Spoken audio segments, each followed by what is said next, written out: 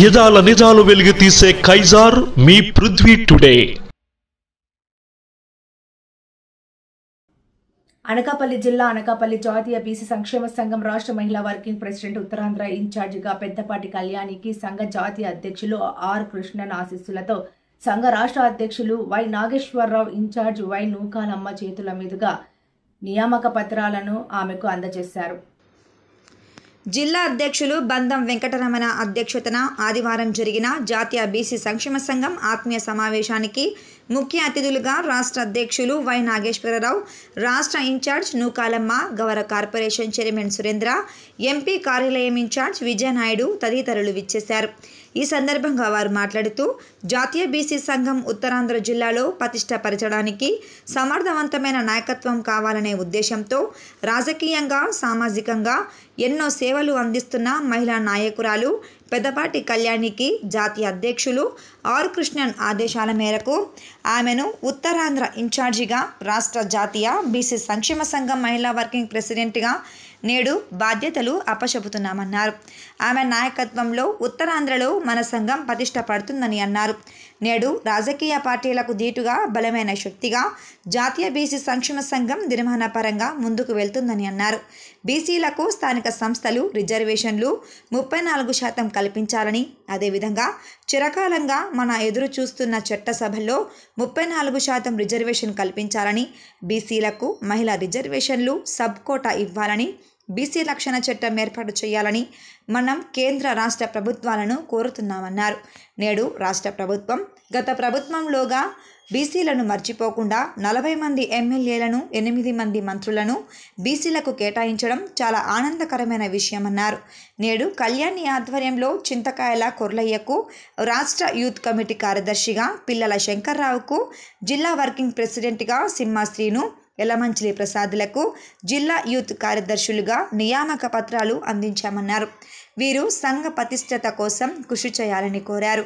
పెద్దపాటి కళ్యాణి మాట్లాడుతూ ఉద్యమ నేతగా స్వార్థహితంగా కేవలం ప్రభుత్వాల పదవుల కోసం ఆరాటపడకుండా బీసీలను అందలం ఎక్కించాలన్న తపనతో నిరంతరం శ్రమిస్తున్న శ్రామికుడు మన జాతీయ బీసీ సంక్షేమ సంఘం అధ్యక్షులు ఆర్ కృష్ణన్ అన్నారు. అలాంటి గొప్ప వ్యక్తి నాయకత్వంలో తనకిచ్చిన పదవులను అలంకారం కోసం కాకుండా బాధ్యతగా తీసుకొని సంఘ పటిష్టత కోసం నిరంతరం శ్రమిస్తానని తెలిపారు. తనకి అవకాశం కల్పించిన జాతీయ అధ్యక్షులు ఆర్ కృష్ణన్కు, రాష్ట్ర అధ్యక్షులు నాగేశ్వరరావు, ఇన్ఛార్జ్ నూకాలమ్మ తదితరులకు పిలవగానే నా ఆహ్వానం మన్నించి కార్యక్రమానికి విచ్చేసిన మా సోదరులు సురేంద్రకు, విజయనాయుడు తదితర పెద్దలకు, ఇతర జిల్లాల నుండి కూడా వచ్చిన బీసీ నాయకులకు నా కృతజ్ఞతలు అన్నారు.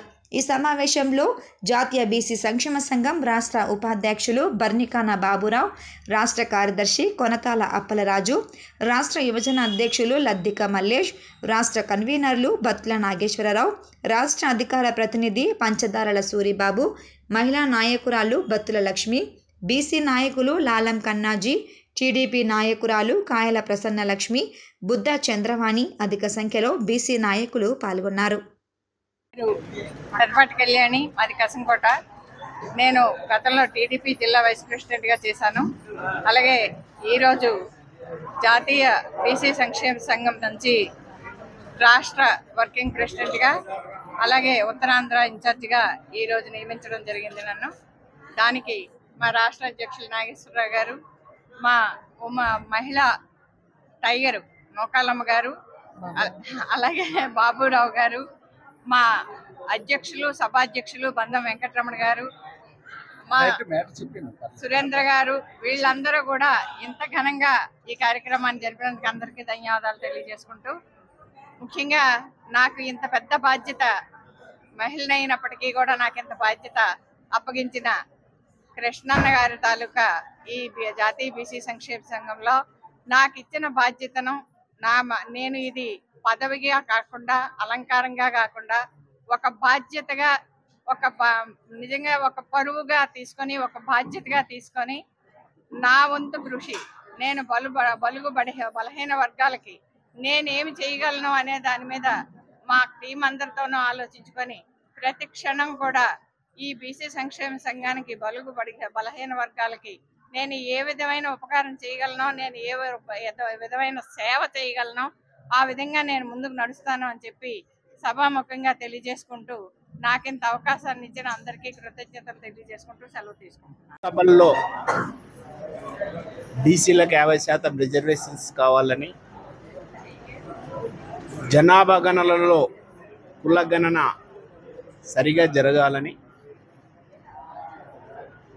మహిళా బిల్లులో బీసీ మహిళా కోటా తప్పకుండా ఏర్పాటు చేయాలని, కేంద్ర ప్రభుత్వ స్థాయిలో మా జనాభా నిష్పత్తి ప్రకారం ఆర్థికంగా వెసులుబాటు కోసం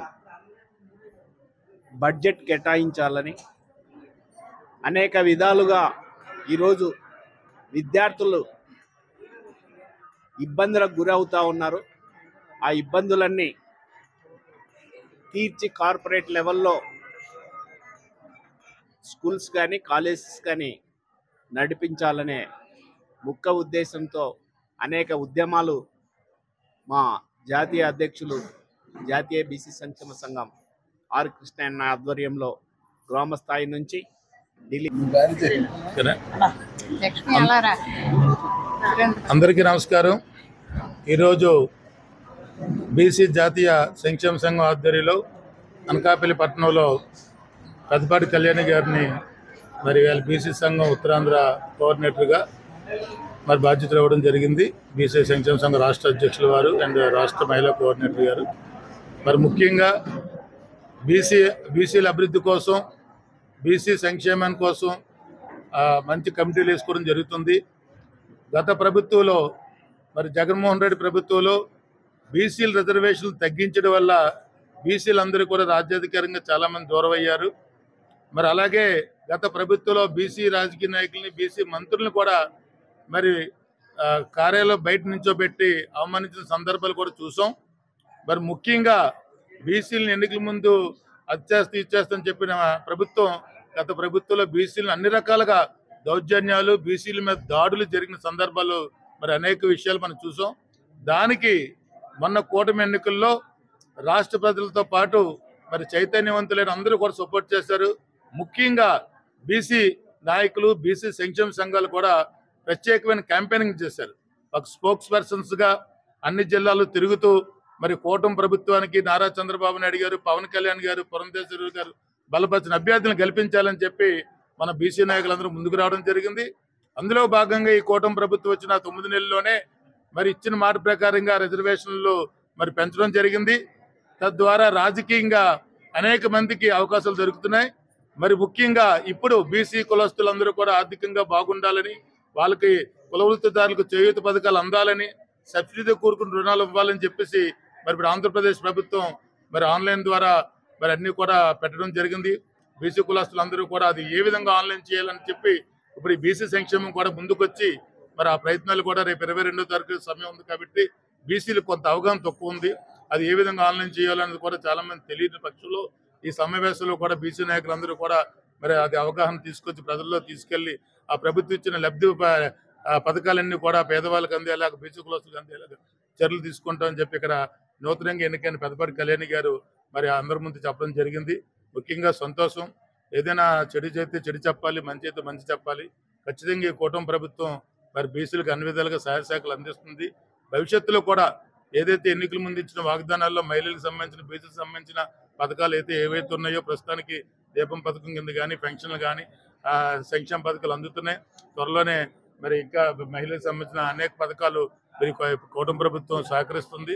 ఏదైనా ఒకవేళ ఇంకా బీసీలకు రావాల్సింది ఒకవేళ రాకపోతే మా ప్రభుత్వంలో ఉన్న, కూటమి ప్రభుత్వంలో ఉన్న జనసేన పార్టీ, బీజేపీ, తెలుగుదేశం మనుషులందరూ ఉన్నాం కాబట్టి ఖచ్చితంగా మా బీసీ మంత్రివర్యులు సవితా మేడం గారి దగ్గరకు ముఖ్యమంత్రి గారు కూడా తీసుకెళ్లి ఆ సమస్యలు పరిష్కరించే విధంగా మేము అందరూ కృషి చేస్తామని తెలియజేస్తాం. బీసీ సంక్షేమ సంఘం ఆంధ్రప్రదేశ్ ఇన్ఛార్జ్ ఎలగల నూకనమ్మ యాదవ్ ఈ రోజున చాలా సంతోషంగా, ఆనందంగా ఉంది. ఎందుకంటే జాతీయ బీసీ సంక్షేమ సంఘం కొన్ని విజయాలు సాధించింది. ఆ విజయాలు ఏంటంటే ఈ రాష్ట్రంలో కానీ, ఈ దేశంలో కానీ కేంద్ర రాష్ట్ర ప్రభుత్వాన్ని ఏర్పాటు చేసుకోవాలన్నా, ముఖ్యమంత్రిగా, ప్రధానమంత్రిగా గెలవాలన్నా, ఏదైనా సాధించాలి అంటే ఖచ్చితంగా బీసీల ఓట్లే క్రియాశీలకం. ఎందుకంటే ఈ రాష్ట్రంలో కానీ, ఈ దేశంలో కానీ 56% మంది బీసీలు ఉన్నారు. ప్రభుత్వాన్ని ఏర్పాటు చేయాలన్నా, ప్రభుత్వాన్ని కూలగొట్టాలన్నా క్రియాశీలక బాధ్యత తీసుకునేటువంటి బాధ్యత బీసీల మీద ఉంది. కాబట్టి జాతీయ బీసీ సంక్షేమ సంఘం కూటమి ప్రభుత్వానికి మద్దతు ఇస్తే కూటమి ప్రభుత్వం ఖచ్చితంగా గెలిచింది. ఆ రోజు ముఖ్యమంత్రి గారు ఆశించారు, మీరంతా మద్దతు ఇయ్యండమ్మా, మేము గెలిస్తే బీసీలకు మంచి చేస్తామని. కానీ ఈ రోజున మాట మీద నిలబడ్డటువంటి ముఖ్యమంత్రి గారికి జాతీయ బీసీ సంక్షేమ సంఘం ఆంధ్రప్రదేశ్ ఇన్ఛార్జిగా ధన్యవాదాలు తెలియజేస్తున్నాను. ఎందుకంటే 40 మందికి బీసీలకి ఎమ్మెల్యేలుగా అవకాశం కల్పించారు, అలాగే 8 మందికి మినిస్టర్లుగా అవకాశం కల్పించారు, కొంతమందికి ఎంపీలుగా, అలాగే ఈ రాష్ట్రంలో క్రియాశీలక పాత్ర పోషించే విధంగా, అలాగే కుడి ఎడమ భుజాలుగా బీసీలని పక్కన పెట్టుకొని వాళ్ళకి ఇచ్చే స్వేచ్ఛ, స్వతంత్రం కానీ అన్ని కూడా బాగున్నాయి.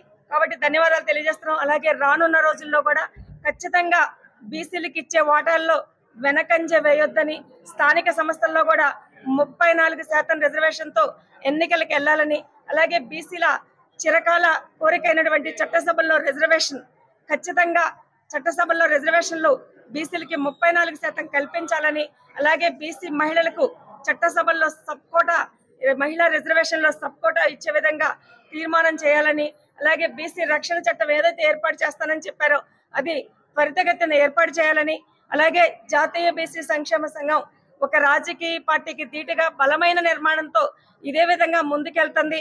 ఆంధ్రప్రదేశ్లో ఉన్న బీసీల మొత్తానికి మేము తెలియజేసేది ఏంటంటే, మనకి మంచి జరగడానికి ప్రభుత్వానికి మద్దతు ఇచ్చాం, అలాగే మనకు రావాల్సిన వాటాల కోసం ప్రభుత్వాన్ని రిక్వెస్ట్ చేస్తాం, అవసరమైతే పోరాటం కూడా